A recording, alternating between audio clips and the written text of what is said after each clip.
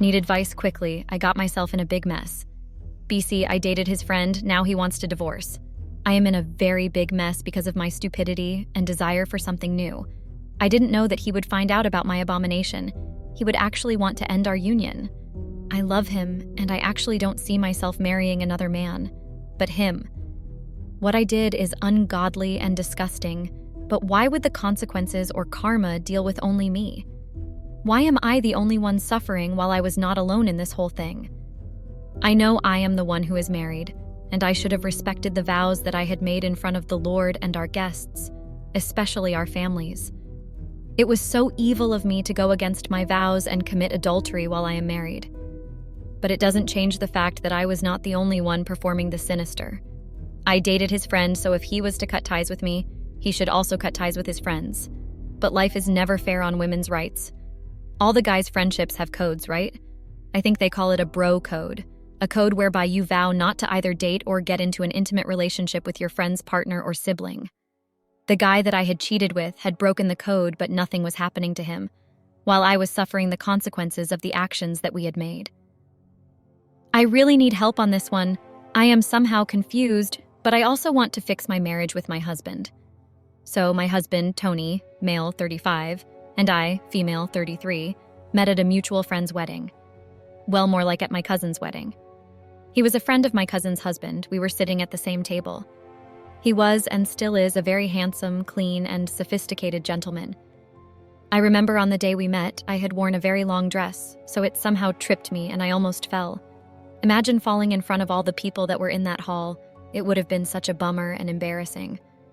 So Tony luckily caught me beforehand since I was trying to stand when I tripped, and he was sitting next to me. His touch gave me goosebumps that I didn't even know I had. Not to mention his soft hands. It felt so right when they touched me. Even his gentle gesture was something else. What I felt for Tony was what I can call love at first sight. He didn't try much or said many words, but his gentleness and handsomeness drew me to him. During that day, we were talking and laughing. It was really nice to be with him. He was in good company. He made me forget about anything else. It felt like nothing was existing except for him and I. I even forgot that we were at my cousin's wedding. I had found a friend and also a lover there. I thought I had found the one my soul needed. He was my answered prayers, his gentleness, a big dreamer and a successful man who still had goals to be more successful than he was.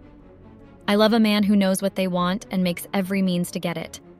Mind you, at that time I had a plan of starting my own internet cafe and coffee shop, and with Tony's knowledge and skills in IT, I knew I had gained resources to help me start a successful internet cafe. It seemed like it was a blessing in disguise, you know. It felt like with Tony by my side, I would have everything figured out, and it would be successful with his intelligence on board.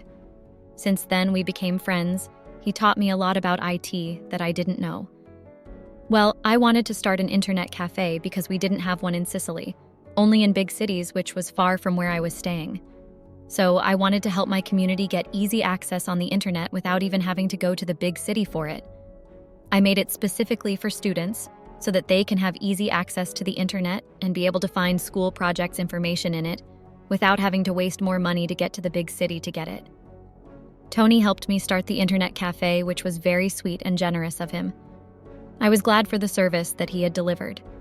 He started being a computer tutor. Each and every minute that I would spend with him was always priceless. I still melted in his touch and his voice. It had that kind of thing that makes you feel like you have been given some voodoo, or he uses voodoo to make my heart palpitate. Months later, Tony declared his love for me. Well, I had already felt something for him, and I was falling pretty hard for him, but I couldn't tell him. I was protecting my heart from being rejected and my ego and pride. He told me how much he enjoys spending time with me and thanked the opportunity that I had given of trusting him with my community children and students. Well, Tony was not from Sicily. He had first come for the wedding, which was the first day that we had first met. So Tony and I dated for 2 years. We were still in the phase of knowing each other very well before we tied the knot. It was the best option, and it gave us time to learn more about each other. I was happy with the fact that Tony was not rushing to any marriage. Yes, we were committed to each other. About 1.5 years later, he popped the biggest question. My love for him kept escalating. I don't know if I was getting obsessed with Tony, but I couldn't live without him. Even if he was not around or we were not talking either on the call or text, I would feel like he was up to no good.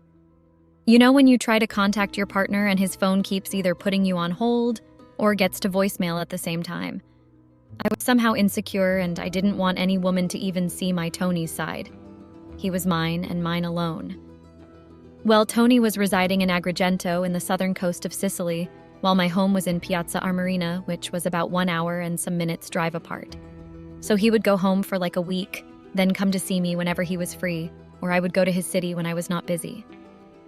Our love was like a flower. It kept blossoming every minute that we would spend with each other or when we were communicating.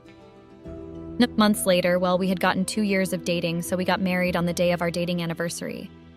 You know, it's really nice and fulfilling having to spend the rest of your life with your favorite person who is also your partner. We got to share all our flaws, our dreams, our future, and plans. After getting married, we moved to Cefalù, where we wanted to start our own family. We were living the dream, and I couldn't be much happier. I mean, why wouldn't you be happy when you have been given a chance to spend the rest of your life with someone who you fell in love with on the first day that you saw him? I fell in love with Tony the day we had first met. Deep down, I knew that he was my soulmate and my caregiver. He didn't have to try hard to make me happy and feel complete. He knew how to make me feel better during my dull days. He always knew how to put a smile on my face. But you know, when I was to be asked why I cheated or dated his friend, I don't know how I would answer that question because I have no response for it. Anyway, time passed. Tony started getting too busy to spend time with me. Yes, the intimate moments were still fine, but I needed his attention and I wanted to spend more time with him. I mean, we had stayed far away from each other for almost 2 years when we were still dating. Ever since we got married, we had spent a couple of times together. We would go out, eat out, or go to play games. My relationship or my marriage with Tony was somehow great because we would always allow ourselves to be young again. Playing games, going out on ice cream dates, attending exhibitions together. We were stress-free and carefree.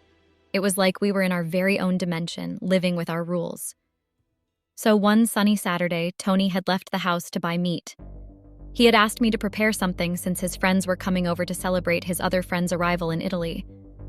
I have heard that he was residing in Los Angeles, LA, but now he had relocated to this side. So I prepared everything and Tony's other friends started coming with their partners. Of course, everyone was having a good time up until the man of the day arrived. You know when someone says, "I feel like I am looking at Jesus himself." Well, that was what I felt. His body structure, cleanly trimmed mustache, his sexy hazel blue eyes. I was taken aback by the guy. He was really handsome. You know, the kind of handsome Leonardo DiCaprio. That was how he looked. His eyes looked naughty though, and I love being naughty. The guy was not at my wedding with Tony. I had heard that he was working since he was a doctor. The guy was introduced as Bradley, male, 33. His appearance was charming and mind-blowing. You know when you see someone for the first time and automatically feel attracted to them? That was how I felt with Bradley. I was not attracted to him because of his handsomeness only, but I would sometimes imagine myself being intimate with him. I imagined myself and him riding and grinding each other. My imaginations went wild to a point that I would see him exploring my whole body, his pinkish, sexy lips kissing every fiber of my body. I know it was wrong of me to drool and think like that for my husband's friend, but I couldn't help it. I mean, the guy was everything and more. I just wanted or craved for only one night with him, then it would have been enough for me. I am a witch and a loose cannon, I know, but how was I supposed to stop my mind and desire to think about the poor guy? Mind you, that time he was going to be staying with us for some time up until he gets his own place to stay. So imagine the torture and pressure that I would be feeling. I know it's sinister to have these kinds of thoughts for your husband's friend, but I couldn't help it. Only one night with him was going to solve everything. As much as I love my handsome, smart husband, Bradley was the type of guy that you can only have a crush on and date because he was too extreme. His handsomeness, the way he was speaking, would make any woman drop their panties for him. 1 week later, we were still staying with Bradley. Well, most of the time I was with him in the house. He is a very cool guy, carefree, talkative, and funny. He easily adjusted to the new environment and it was going well for him. I had seen him doing workouts a few times in the morning. His abs were something else. I felt like I would touch them. I had so many dirty thoughts for the poor guy, and I really wanted to stop thinking like that with my husband's friend. During that week, I remembered that I was in the kitchen preparing breakfast for both me and him. He came in wearing only a very tight vest and jogging shorts. He just stayed with me in the kitchen, keeping me company. Only if he knew that his company was a destruction to me. He started asking me about my relationship or my marriage with Tony, wanting to know how it was. I told him what he needed to hear and found it enough to share. I couldn't tell him everything about my marriage.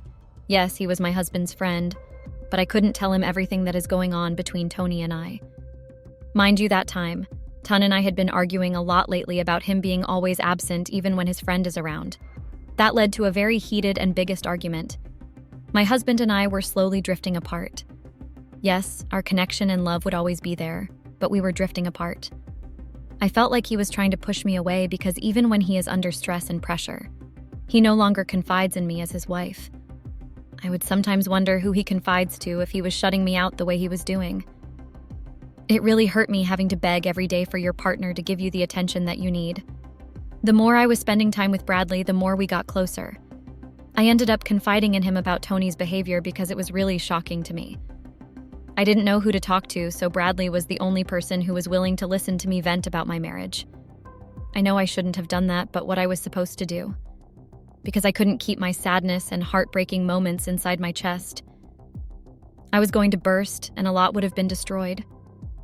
So Bradley prepared snacks for us, especially marshmallows and hot chocolate, which were my favorite when I was not feeling well or feeling down.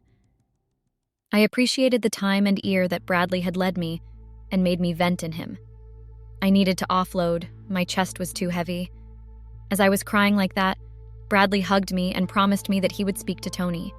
Since Tony had been so distant, especially after the argument that we had, he started going to work early in the morning and came back late at night. Bradley's hug was actually what I needed.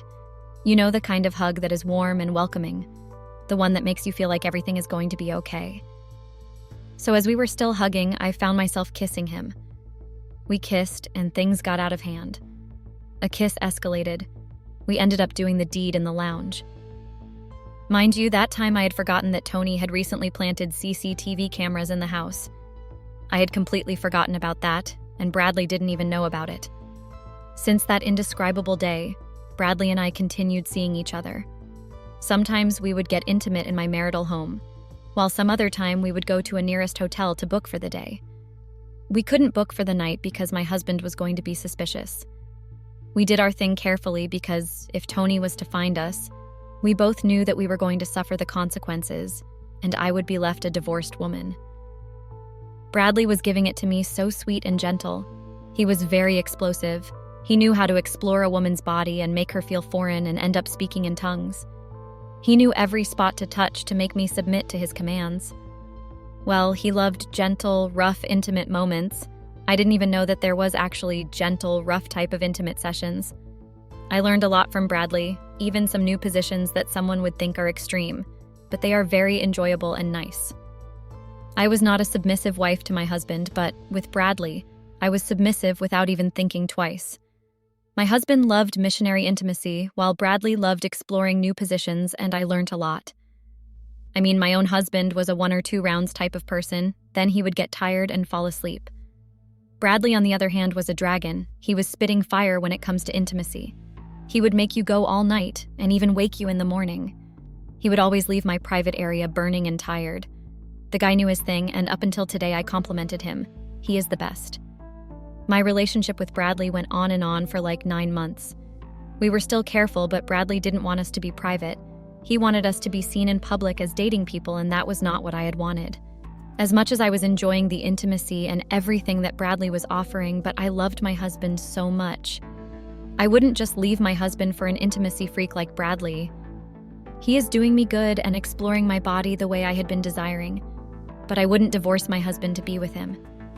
He didn't understand that our relationship was an intimate relationship only and nothing more or less. But the poor guy had caught feelings, and that was not what we had agreed on. It was purely and strictly intimacy. Weeks later, I ended my affair with Bradley. I felt like I had destroyed my marriage and went against my wedding vows. I shouldn't have allowed temptations and desires to control me like that. I should have respected myself and my marriage with Tony. Bradley had started to catch feelings, and it was not looking good because we would sometimes argue about his obsessive behavior. I don't know why he was suddenly obsessed because we had an agreement of no strings attached, but he decided to attach strings on our thing and the whole thing got crushed. I went back to my marital home. I wished to change the location and buy a new home for Tony and myself because the house held so many memories. Even the memory of myself committing adultery for the first time was in my marital home. I felt like I had disrespected my husband in the worst way possible, and there was no way to undo what I had done. I know I had wanted or craved for Bradley for at least one night, but it shouldn't have escalated like it did. And guess what happened? I was F***ed. Few days later, Tony was back at home. Well, he was working at home most of the time. The guilt was eating me up like a deadly disease. I had tried to act normal around my husband, but I couldn't shake the feeling that he knew something was wrong. I couldn't bear looking at him and acting like a happy wife while I knew what I had done. Tony, being as nonchalant as ever, didn't seem to notice anything amiss. The guilt and anxiety of my abomination grew with each passing day. The following week, it was a Monday afternoon. I was watering the garden when our family lawyer came to the house. I was so confused by why Hamilton, our lawyer, would come to our house. I knew that he wouldn't come if it was not important or urgent, so I started getting palpitations. My mind drifted to Tony. I had thought something had happened to him. I couldn't bear to see myself being a widow. My mind was busy taking me to places that I didn't want to see myself in. Hamilton asked to speak with me and told me that it was important. I knew that he wouldn't leave his specious and fancy office and come to my house if it wasn't important. So we went inside and he gave me an envelope. He told me that he was sent by Tony and that I should read everything properly first before signing. Another thing he told me was that I was free to fight and try to save whatever that would be lost after signing, but he didn't think fighting would be a good idea. The way he was speaking in riddles, I got conscious and ended up opening the envelope. When I opened the envelope, I couldn't believe my eyes. I felt like my heart was stepped on by an elephant and my body was hit by a truck. I was lost in words. I told Hamilton that I wouldn't let Tony divorce me without a fight and I was not going to sign those divorce papers. I didn't know why Tony would want to divorce me. That time, the abomination that I had done didn't even cross my mind. I kept trying to sort the puzzles and asking myself, why would Tony suddenly want to divorce me? Few days later, Tony and I were in the magistrate's office with both our lawyers. I couldn't just let him take everything away from me. I was asked to state why I didn't want to sign the divorce papers. I told them that I couldn't let Tony, my husband, leave me without any explanation on why he would wake up and decide that he wanted to divorce me and take our home. And I couldn't just let him break my heart like that. When it was Tony's turn to speak or defend himself, he said the worst hurtful things to me. He called me names and told me that he was regretting ever marrying me. If he knew I was a witch that I was, he wouldn't even bother looking my way the day we met. He was furious to see that even temple veins were popping. He looked murderous, and he wasn't the Tony that I had been married to. He then dropped a huge bomb at me that I had long forgotten about. He told me that he knew about my affair with Bradley, his friend, and that I had been seen going to the hotel with Bradley when he was at work. I couldn't believe how he got the information. He told me that he had been acting like everything is normal and okay, but he knew all the dirt that I had done, so he wants nothing to do with me, and I should just go back home and continue running my internet cafe and a coffee shop. I denied every allegation that he was accusing me of. I even denied being in any relationship with Bradley. While I was still fighting, screaming, and kicking, Tony gave Hamilton a USB, and there it was. All the evidence of my abomination was there. I didn't know what to say nor do. I had no way back. I didn't even know how to defend myself. It was really humiliating and embarrassing. I tried to apologize to Tony, but he wanted to hear nothing from me. I had no other choice but to obey his request. I went back home and signed the papers. My heart was shuttered. Even today, when I think of everything, my heart breaks. I miss Tony so much, and I regret everything that I have done. What should I do to get my husband back? I can't let him go like that. I need advice quickly.